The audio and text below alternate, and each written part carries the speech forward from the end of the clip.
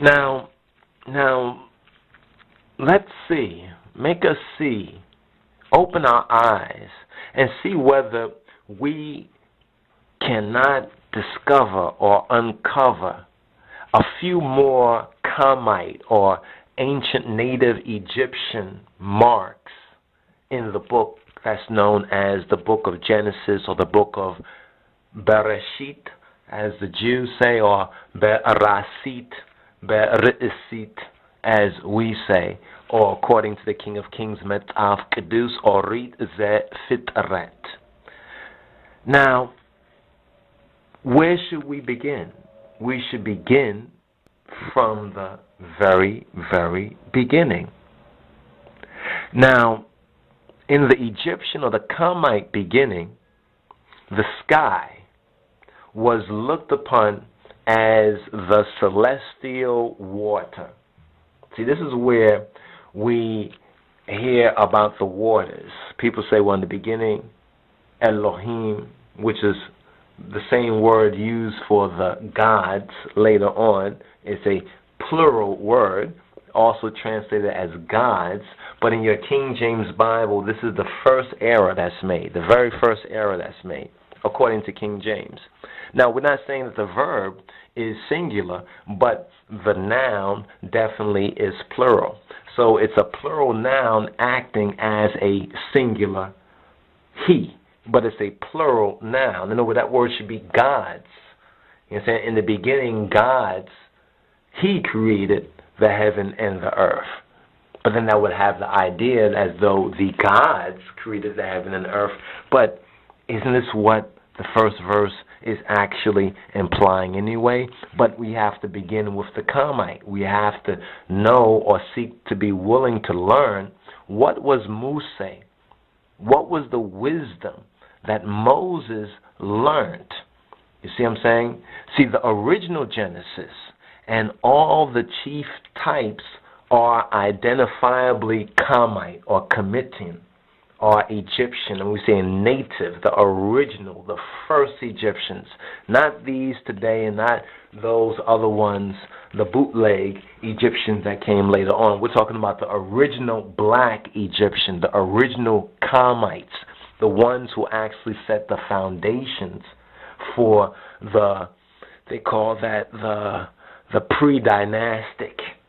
You understand? The pre-dynastic, the original way-setters, the way-makers. Because we learned that in the Egyptian beginning, or the Egyptian Bereshith, or Bereshith, that the sky, the Samai and the Samayat, was looked upon as celestial water. This water was also entified. It was made into an entity, you understand, as an entity below in the river Nile, or what we call the Gihon. This is why it mentions Gihon in connection with Ethiopia, the original Tobia. This Nile river was also called the Hapeh. Hapeh is the beginning and the end of the Ethiopic alphabet. It begins with Ha and it ends with Peh. It's like when they say the Alpha Omega.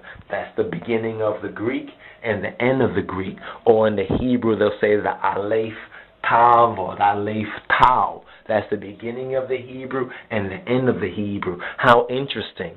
The beginning of the Ethiopic or the Ge'ez syllabary, or the Fidel, or what you call the alphabet, begins with Ha and it ends with Peh, and the river Nile is called the Hapeh or the Hapi. And when you look at it, this word in hieroglyphs, it's a reclining lion. The head is Ha and the tail part is Peh.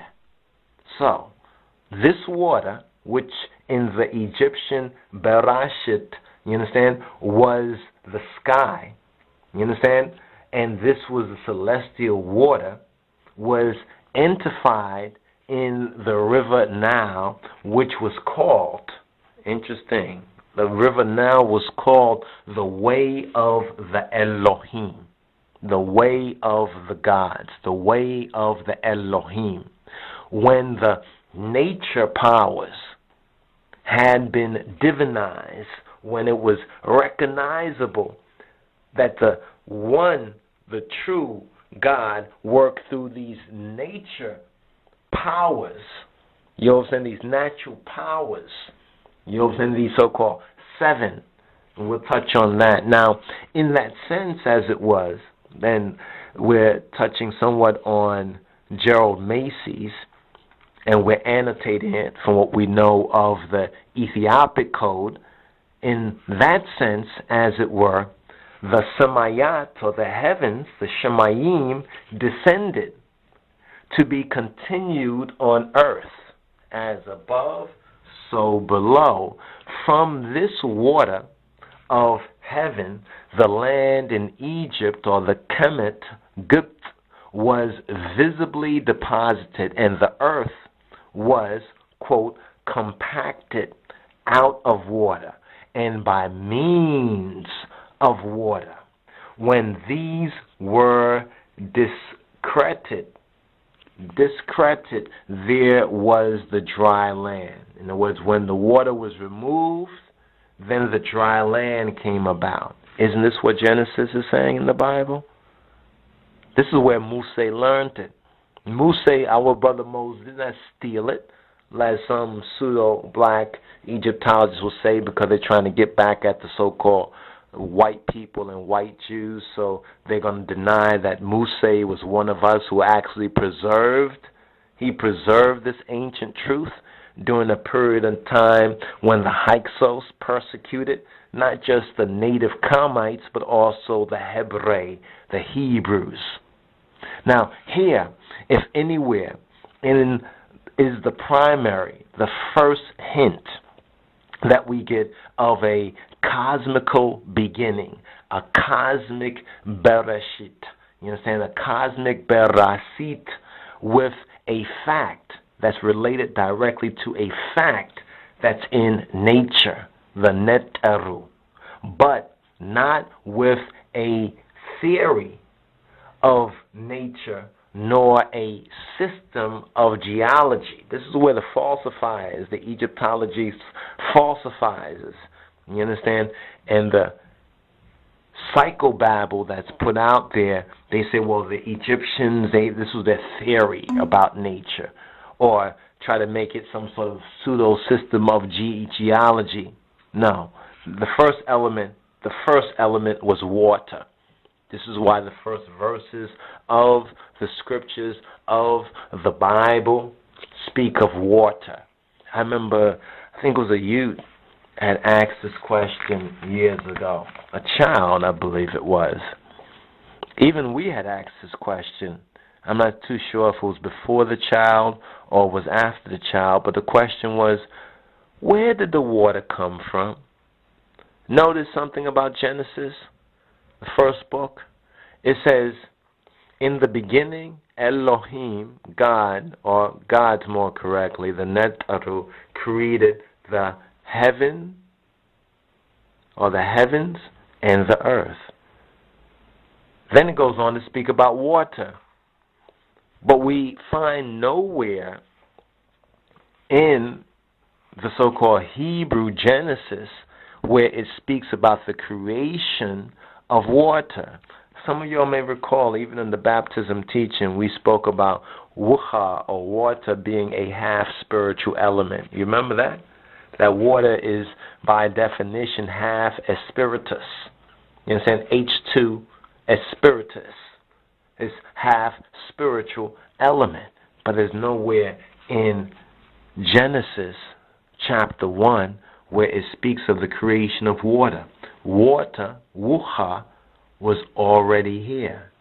Now, that's the first element. The very first element is water. The first element of life that was recognized by the prime, the primitive, the first, the Kedem, the Kedemawi, the first perception, the forerunners, they recognized this. Water was considered to be the mother, the imma, the imama, the innat, or the maternal source, as it was personified, as it had its manifest aspect. It was entified as an entity. In Kemet, or in Gipt, which you know as Egypt, the mother of life, the Imahiyal, pours out the water of life from the tree of life. She is the first form of the celestial waterer. Now, in the mystic sense, the blood is the water of life and therefore the mother of life. Now, this beginning on earth with and from water, it was Egyptian, ancient Kamite. It was also known to the Babylonians, to the Mexicans, to the Indian, to the Chinese, to the Greek, to the British. It was universal. So no doubt when Muse wrote his first book, he knew it too.